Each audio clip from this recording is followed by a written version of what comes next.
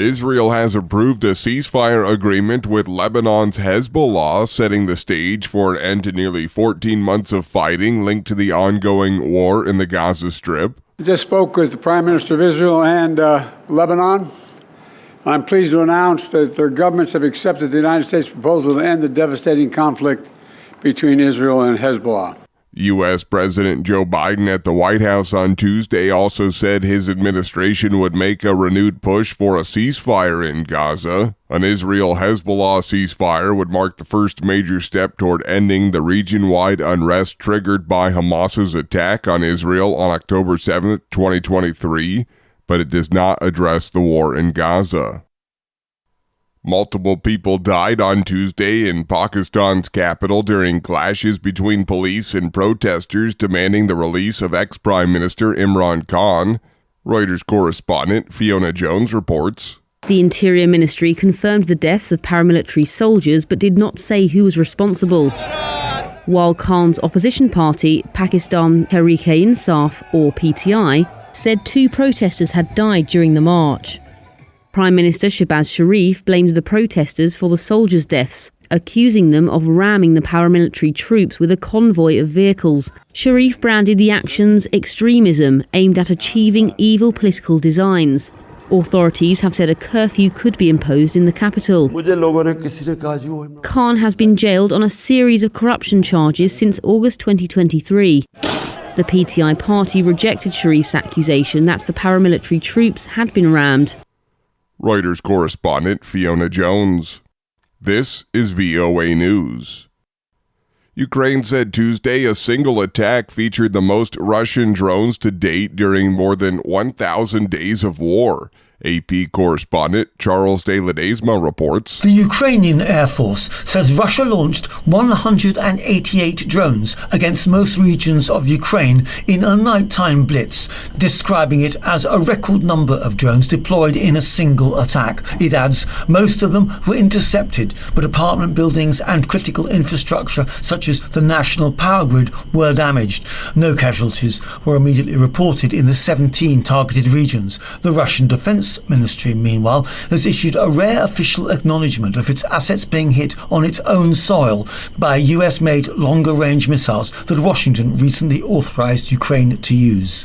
I'm Charles de Ledesma. Hong Kong's top court on Tuesday upheld 3 earlier rulings that favored granting public housing and inheritance rights to married same-sex couples, citing equality provisions in the city's mini-constitution.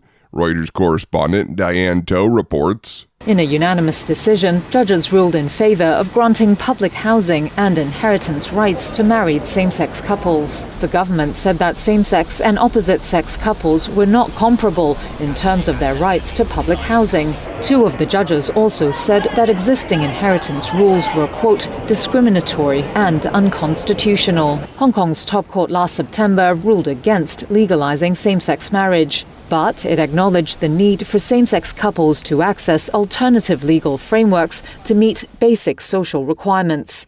The government was given 2 years to produce the framework. Following the latest ruling, a government spokesman said it respected the top court's decision. Reuters correspondent Diane Toh.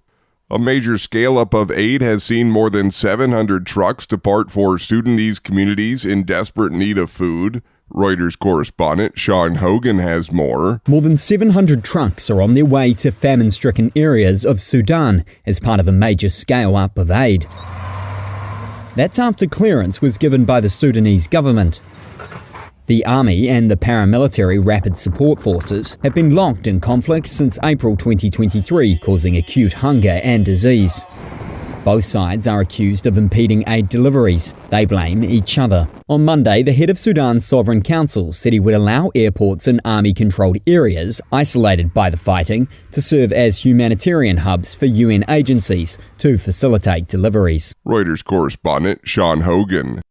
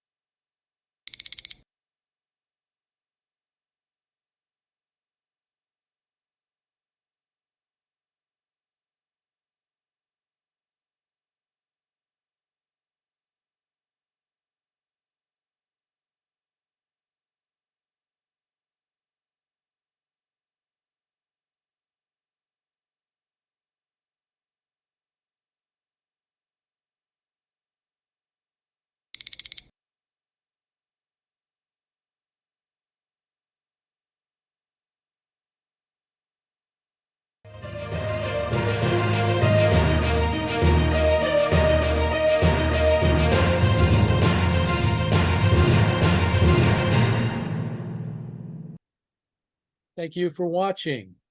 Can you do me a favor? Please leave a comment in the comment section below. That would really help. Thank you, and see you again soon.